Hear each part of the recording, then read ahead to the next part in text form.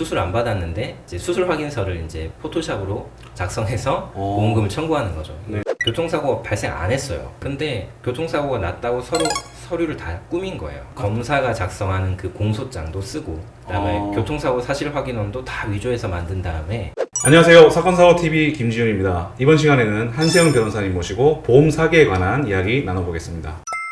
오늘 또 보험 사기에 대해서 말씀 들어볼 건데, 네네. 요즘 보험 사기가 말이 많지 않습니까? 네. 아무래도 경기도 어렵고 하니까 네. 이런저런 보험 사기들이 많은 것 같아요. 네. 어떤 유형들이 있을까요? 일단 뭐 지난번에도 제가 잠깐 말씀드렸던 것처럼 아프긴 아픈데 적정한 입원 일수를 넘어서서 네. 과다하게 입원을 해서 처벌을 받는 과다 입원형 보험 사기가 있고, 사고가 없었는데 이거를 위조하는 겁니다. 네. 수술 안 받았는데 이제 수술 확인서를 이제 포토샵으로 작성해서 보험금을 청구하는 거죠. 네. 근데 생각보다 그런 거에 대해서 체크가 잘 안 되더라고요. 생각보다 보험금이 많이 지급됐어요. 그리고 이제 최근에 뉴스에 크게 나오기도 했는데, 운전자 보험의 교통사고 합의금 담보가 네.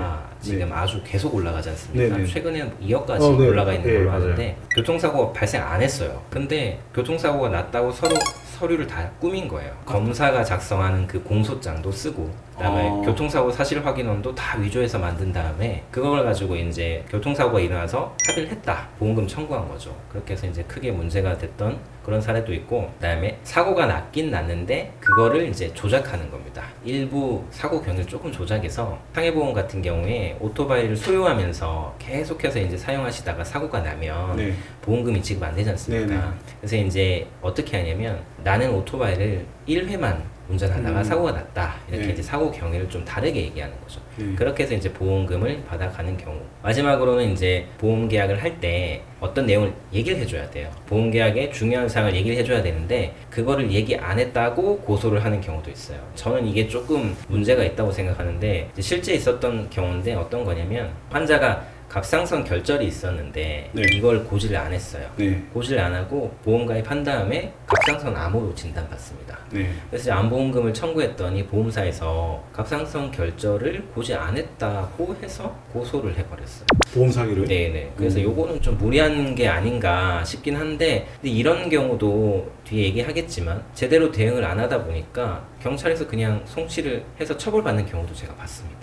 제가 알기로는 그냥 고지의무 위반 사항과 보험금 지급 사유가 인과관계 네. 있으면 그냥 보험금 지급하지 않고 뭐 3년 내라면 계약 해지하고 끝내면 되는 건데, 네네, 그렇죠. 디테일한 얘기들이 좀 있긴 한데 어쨌든 이제 그런 경우도 고소를 하더라고요. 하여튼 여러 가지 유형이 있네요. 네네. 네. 그러면 이때 내가 보험 사기로 의심을 받을 때 음. 경찰에서 조사를 받으러 오라고 할 때 어떻게 대응해야 좋겠습니까? 전화해서 사실 그런 걸 많이 여쭤보시는데, 네. 일단 본인도 아세요. 전화하신 분이 아, 나는 사기를 쳤다 라는 걸 알고 전화하시는 분들도 있고, 네.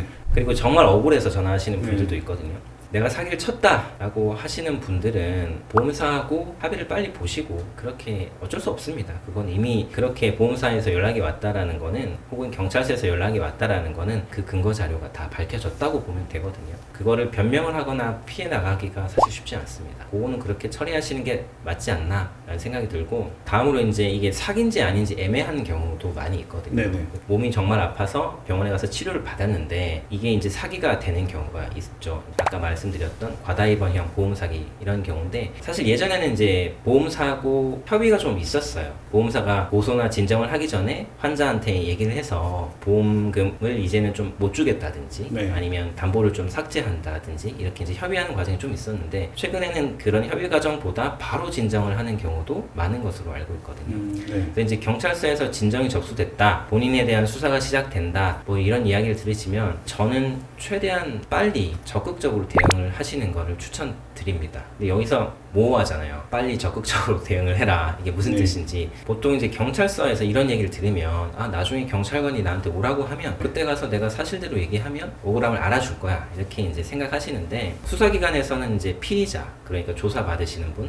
이제 문제가 되신 분을 부를 때는 사실은 그분을 처벌할 수 있는 웬만한 객관적인 자료들은 갖춰놓은 상태에서 네. 마지막으로 그 사람한테 맞아요 아니에요 정도를 확인하기 위해서 부르는 거거든요. 네. 그래서 이제 그때 가서 뭔가를 하시려면 늦습니다. 아. 경찰관 입장에서도 객관적인 자료를 가지고 다 조사를 했고 자기가 결론을 내놨는데, 그때 가서 뭐 피의자가 딴소리를 하면 본인도 하는 게 일이기 때문에 조금 네. 피곤하기도 하고 짜증도 날 수 있는 거거든요.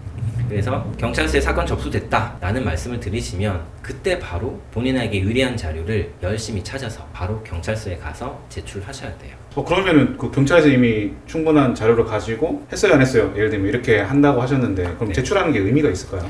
그러니까 이제 경찰에서 그런 질문을 하기 전에 어떻게 진행하냐면 보험회사가 이 사람은 불필요한 치료를 오랫동안 받았다, 이제 사기를 친 것으로 보인다라는 자료를 내거든요. 네. 과거에는 그거 자체만 가지고 검찰로 송치를 하고 기소가 이뤄지기도 했는데 최근에는 이제 이게 문제가 좀 많으니까 네. 경찰도 나름대로 이 자료를 가지고 감정기관에다가 감정을 보냅니다. 그러니까 이 사람의 치료가 어느 정도 적정했는지 이런 걸 이제 물어보거든요. 근데 그걸 물어볼 때 사실은 보험회사가 제출한 자료를 가지고 물어보게 되는 거 하고 환자 쪽에서 피의자 쪽에서 나름대로 이제 치료 필요성에 대해서 네. 소명한 자료를 가지고 네. 제출해서 양쪽의 질문이 혹은 양쪽의 입장이 다 반영돼서 감정 회신이 나오는 게 제 경험상으로는 피의자들한테 훨씬 유리했어요.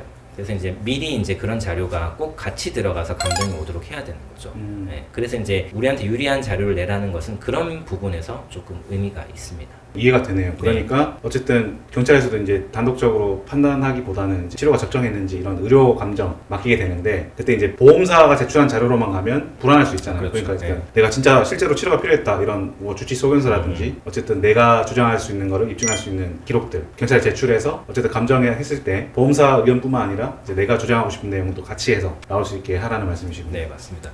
그리고 이제 의료적인 부분은 그렇게 처리를 하시면 되고 네. 그 외적으로도 이제 요즘에는 설령 이제 감정기관에서 이 사람은 상당 부분이 불필요한 입원이었고 불필요한 치료였다라고 이제 회신이 온다고 해도 네. 그것만 가지고 최근에는 혐의가 입증됐다, 혐의가 보인다라고 해서 이제 검찰로 송치하지는 잘 않거든요. 그래서 최근에는 입원 기간 중에 병원 외부에서 뭔가 카드를 사용했다든지 혹은 입원 일수에 비례해서 외박이 너무 많다든지 그런 이제 부가적인 사정들이 조금 있어야 이제 혐의를 조금 인정해서 송치를 하는 추세긴 한데 그럼에도 불구하고 이제 피해자 입장에서는 억울할 수 있거든요. 네. 네, 그래서 이제 저희가 이런 사건을 이제 수임해서 진행하게 되면 카드 사용 이력 같은 경우에는 다 조회를 해요. 다 조회를 해서 어디다 썼고 누가 썼고 왜 썼는지를 다 경찰관한테 제시를 해줍니다. 제시해주고 외박 같은 경우에도 그날 무슨 일이 있었는지 네. 그런 경우가 많아요. 생각보다 병원에 입원해 있는 동안 그 병원에서는 처치할 수 없는 치료들이 있거든요.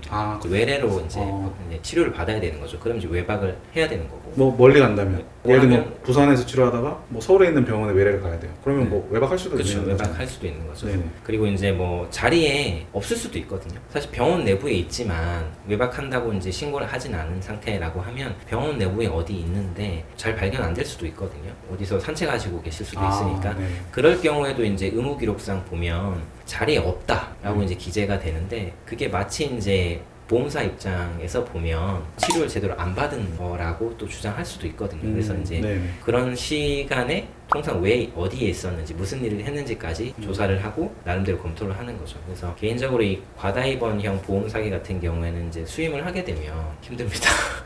힘들어요. 예, 상당히 힘들어요. 그러니까 이제 의무 기록 양도 사실은 보통 10년치 의무 기록이 이제 들어오거든요. 그러면 그게 이제 몇만 장 정도 되고 그 안에서 이제 유리한 거를 좀 찾아야 되고 그리고 이제 카드 사용 내역도 외박 내역도 사실은 저도 작년에 무슨 일을 했는지 잘 기억 안 나는데 수년 전에 외박했던 것들을 왜 했는지 기억해내는 게 쉽지가 않거든요. 네. 그런 과정을 다 거쳐야 돼서 힘듭니다.